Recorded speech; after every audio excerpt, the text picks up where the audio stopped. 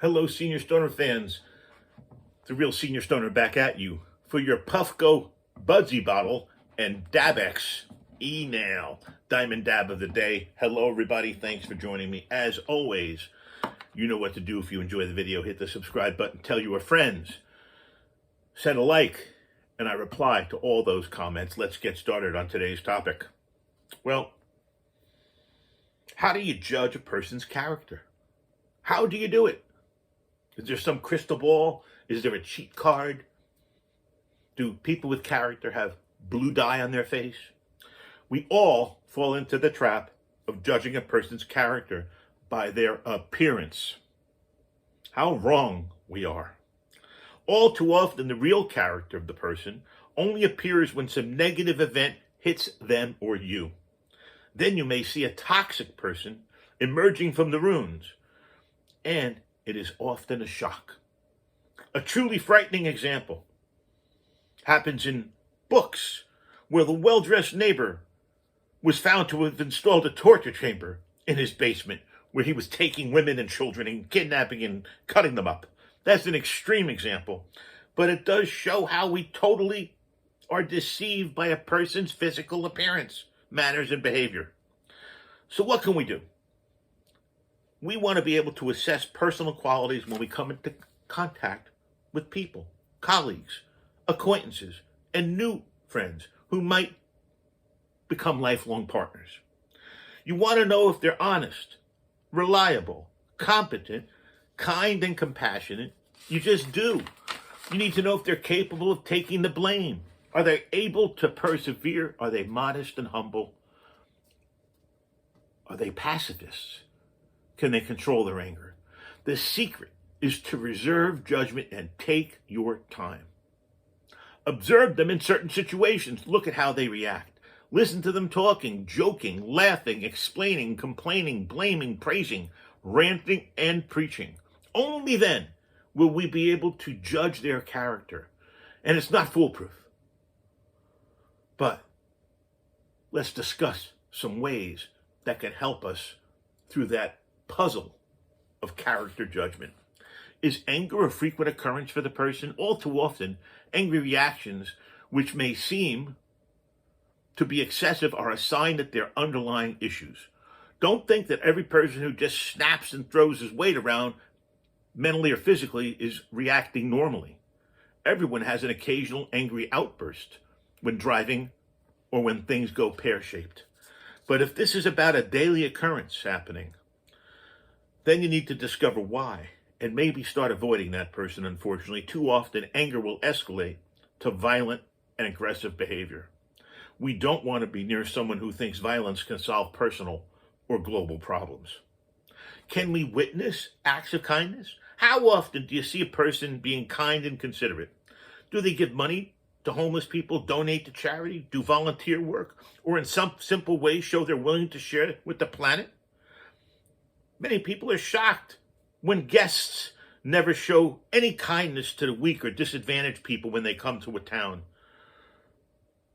Some people are religious people even, but you begin to doubt their sincerity and their beliefs when they don't help anybody else but themselves. How does a person take blame?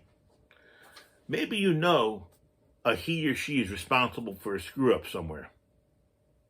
Look at their reaction. If they start blaming a colleague, or the traffic, or their family, or the baby, or the dog, then it's an indication that they're not willing to take responsibility for their mistakes. And don't use Facebook as an indicator. You'll be relieved to know that graphology, the study, that forgotten skill of handwriting, by the way, is no longer considered a reliable test of a person's character. Neither is Facebook stalking. I'm serious. Facebook is not a reliable thing of people's performance because you have to filter things before you put them on Facebook. Maybe read people's emails. Read the emails people send you. Look for exclamation points. Look for frequent errors. Look for a lot of smiley faces. Look for a lot of questions. Look for an overuse of capital letters. And watch out for the show-offs. Listen to people as they talk. How often do they mention their achievements, promotions, awards, successes? If that happens a lot, it's a sure indication that that person has an overinflated view of his or her achievements. They're unlikely to be modest or show humility. What a pity. Another person to avoid. Look for evidence of perseverance. A powerful indicator of grit and tenacity is when a person persists and never gives up when really they want to achieve a life goal. Look for evidence of those people keeping going in spite of enormous difficulties. Those are the kind of people you want to be around. Great achievements by scientists and inventors all bear the hallmark of perseverance. Just got to keep going. These types of people with character have empathy scores that are high. Listen to how they talk about the less fortunate members of our society. The fact that they even mention them is a strong indicator of apathy. People with zero apathy will never talk about the disadvantaged. They'll rarely ask you a question about a difficult time or relationship. They will usually steer the conversation back to themselves. These people have zero empathy. In extreme cases, they're psychopaths who never show any feeling towards their victims. It's a spiderweb out there. Let's face it. And we've got to learn how to be socially interactive. We're social animals, and that's what makes us uniquely human. If a person's isolated or a loner, it may be a negative indicator of their character. You might want to meet a person who knows about trust, honesty, and loyalty. The only way to practice these great qualities, unfortunately, is to actually interact socially. The great advantage, however, is that we can share problems and celebrate successes, enjoy together. The exclamation point here is to avoid toxic situations and toxic people. Envy or jealous, criticism of people, complaining all the time, blaming others, and obsessed with themselves. We don't need those types of people.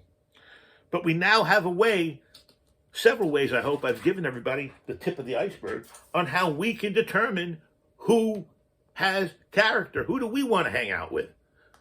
And why do we want to do it? Let's have a diamond dab of a day with our Budsy bottle and our Dabx e-nail. Thank you, everybody, for being here. This has been the Real Senior Stoner, talking about how we can know when people have character. Cheers, everybody. Have a wonderful day.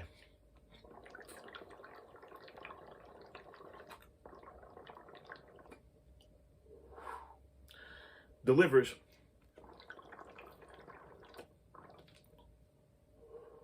Every time. This is the Real Senior Stoner. Remember, find people in your life with character. Cheers, everyone.